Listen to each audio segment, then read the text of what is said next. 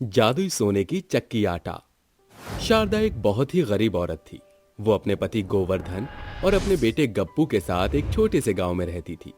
शारदा गोवर्धन से कहती है, अजी कहीं काम करने क्यों नहीं चले जाते? सुबह से घर में ही मुंह फुका रहे हो। अरे आदमी होकर भी हमें 2 वक्त की रोटी नहीं खिला सकते।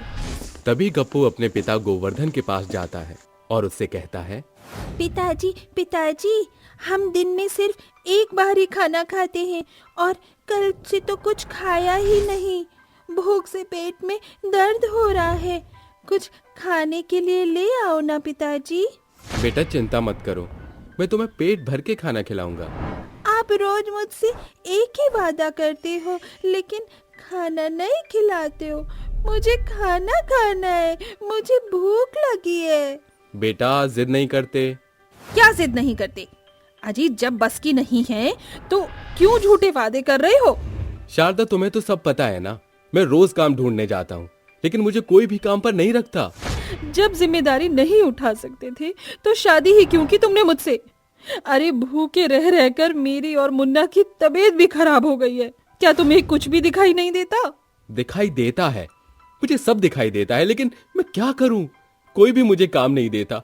अगर आज मेरे हालात खराब हैं तो तुम्हें मेरा साथ देना चाहिए, ना कि मुझसे ये पूछना चाहिए कि तुमने मुझसे शादी क्यों की। ठीक है, अगर आप काम नहीं ढूंढ सकते तो मैं ही काम ढूंढने के लिए निकल जाती हूँ। इतना कहकर वो गुस्से में घर से निकल जाती है और पूरे दिन काम के लिए गांव में घूमती रहती है, लेकिन उसे कोई भी काम नहीं देता। बेचारी शारदा घर के हालत के बारे में सोचती हुई रास्ते में चल रही होती है। तभी एक बूढ़ी औरत उसे आवाज लगाती है, अरे सुनो जरा, मेरी थोड़ी मदद कर दो। मेरी उम्र ज्यादा हो गई है बेटा, इसलिए मुझसे ये सामान उठाया नहीं जा रहा। तुम इस सामान को मेरे घर तक छुड़वा दोगी क्या? शारदा उस बूढ़ी औरत को देखकर अपने मन ही मन में सोचती है, अगर मैं इस बूढ़ी औरत की मदद करके कुछ पैसे ले लूं तो गप्पू को आज का खाना खिला दूंगी। शारदा सोच ही रही होती है, तभी वो बूढ़ी औरत उससे कहती है, अरे क्या हुआ बेटा? तुम्हारी आंखें तो बहुत नम लग रही हैं। लगता है तुम किसी परेशानी में हो। क्या बताऊं माँ जी, बहुत परेशानी में हो। 2 दिन से मेरा मुन्ना भूखा है।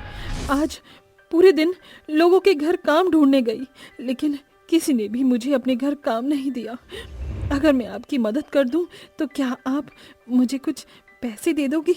बेटी मुझे माफ करना, मेरे मेरे पास तुम्हें देने के लिए पैसे नहीं हैं, लेकिन मेरे पास एक ऐसी चीज है जो तुम्हारी मदद कर सकती है। शारदा को एक आशा की उमंग दिखाई देती है, इसलिए वो बिना सोचे समझे उस बूढ़ी औरत की मदद करती है और उसे उसके घर तक ले जाती है। घर पहुंचकर वो बूढ़ी औरत अपने घर से एक सोने की चक्की लाकर शारदा को देते हुए कहती है, देखो बेटा, जब तक तुम इस चक्की में थोड़ा सा गेहूं डालोगी तो ये चक्की अपने आप चलने लगेगी और अपने आप इसमें से आटा पिस कर निकलता रहेगा। क्या आप सच बोल रही हो? ये चक्की अपने आप आटा निकाल कर देगी? लेकिन ये सोने की जादुई चक्की आपके पास कहाँ से आई माँ जी? और आप इतनी कीमती चीज मुझे क्यों दे रही हो? बेटा मेरा इस दुनिया में कोई नहीं है और मेरी उम्र भी हो गई है। पता नहीं कब इस दुनिया को छोड़कर चली जाऊं। ये जादुई सोने की चक्की मुझे परीलोक की रानी ने तोहफे में दी थी ताकि मैं इसे सही इंसान को दे सकूं। इसीलिए मैंने तुमको चुना। लेकिन एक बात का ख्याल रखना। किस बात का ख्याल माँ जी? अगर कोई इस चक्की को गलत इरादे से इस्तेमाल करेगा तो ये चक्की उसको हमेशा हमेशा के लिए एक सोने की मूर्ति बना देगी और चक्की पत्थर की बनकर टूट जाएगी और इसका जादू भी खत्म हो जाएगा। ठीक है माँ जी, मैं आपकी बताई हर एक बात का अच्छे से ख्याल रखूंगी। शारदा उस चक्की को लेकर अपने घर आ जाती और उसके बाद अपने पति गोवर्धन को जादुई सोने की चक्की के बारे में सारी बातें बता देती है, जिसके बाद शारदा उस चक्की में गेहूं डाल देती है। देखते ही देखते चक्की अपने आप चलने लगती है। देखा गप्पू के पिताजी, ये सच में सोने की जादुई चक्की है। हाँ हाँ शारदा, मुझे तो अपनी आंखों पर यकीन ही नहीं होता है। जैसे जैसे आटा निकलता रहता है, वैसे ही गोवर्धन जल्द से आटे को बोरियों में पैक कर देता है। देखते ही देखते उनके पास ढेर सारी बोरियां इकट्ठी हो जाती हैं। शारदा कहती है, सुनिए जी, अब तो हमारे घर में काफी सारा आटा हो गया है। आप एक काम कीजिए ना, इन बोरियों को शहर बेच आइए। इससे हमारे पास कुछ पैसे इकट्ठे हो जाएंगे। तुम सही कह रही हो शारदा, मैं अभी इन बोरियों को शहर जाके बेच के आता हूँ। ये कहकर वो आटे की बोरियों को बेचने के लिए निकल जाता है। रास्ते में उसे उसका दोस्त नारायण मिल जाता है। अरे गोवर्धन, इतनी सारी आटे की बोरियां कहाँ लेके जा रहा है? कहीं नहीं, बस शहर की तरफ इन्हें बेचने के लिए जा रहा हूँ। लेकिन इतनी सारी आटे की बोरियां आई कहाँ से? कुछ नहीं भाई, मैंने एक नए काम की शुरुआत की है। लेकिन कल तक तो तू बिल्कुल फटीचर था। आज तेरे पास काम खोलने के लिए पैसे कहाँ से आए? नारायण की बात सुनकर गोवर्धन संकोच में आ जाता है और उसे हड़बड़ाते हुए कहता है, वो दरअसल शारदा ने अपनी माँ से कुछ पैसे उधार मांगे हैं।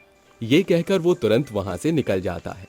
वहीं नारायण अपने मन ही मन में सोचता है, कुछ तो गड़बड़ है। शारदा की माँ इतनी अमीर तो नहीं है जो वो उन्हें पैसे उधार दे। मामला कुछ गड़बड़ लग रहा है, मुझे इस बात का पता लगाना होगा। वहीं दूसरी तरफ गोवर्धन आटे की बोरियां अच्छे खासे दामों में बेचकर आता है। शारदा कहती है, अजी हमारे तो भाग्य ही खुल गए। भगवान भला करे उस औरत का जिसने मुझे ये जादुई सोने की चक्की दी है। मैं कल ही गांव में गरीब लोगों को आटे की बोरियां बांटूंगी। अगले दिन फिर दोनों मिलकर जादुई सोने की चक्की में आटा पीस कर निकालते हैं और खूब सारी बोरियां पैक कर लेते हैं, जिसमें से कुछ बोरियां गोवर्धन शहर बेचने के लिए ले जाता है और बाकी की शारदा गांव के गरीब लोगों में बांटने लगती है।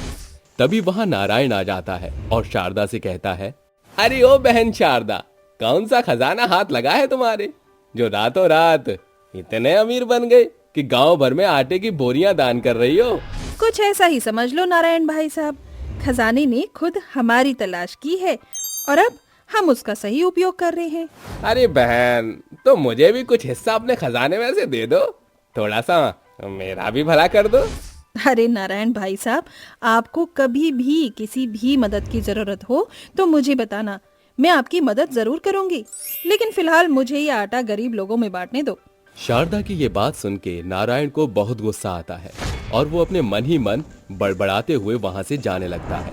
शारदा बहन, तुम्हारे इस खजाने का तो पता मैं लगा के ही रहूंगा और फिर तुमसे वो खजाना चुरा के खुद अमीर बन जाऊंगा।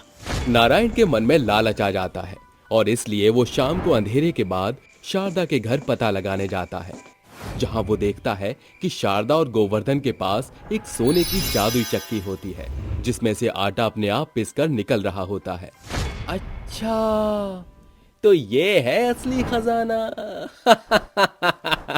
ये खजाना तो सिर्फ मेरा ही होना चाहिए। ये जादुई सोने की चक्की तो मुझे बहुत अमीर बना देगी।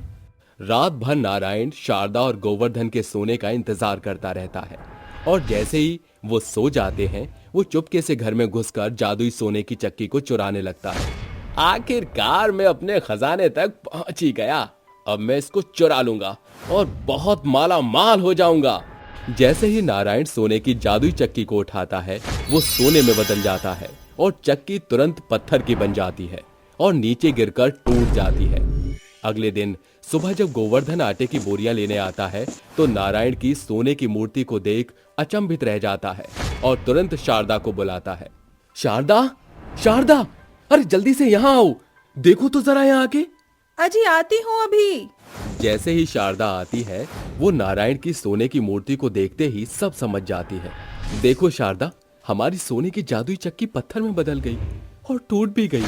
उसके बाद दोनों मिलकर नारायण की सोने की मूर्ति को गांव में लगा देते हैं और उसके ऊपर एक फूलों की माला चढ़ा देते हैं और अपने जोड़े हुए पैसों से एक अच्छी खाने पीने की दुकान खोल देते हैं और खुशी खुशी रहने लगते हैं।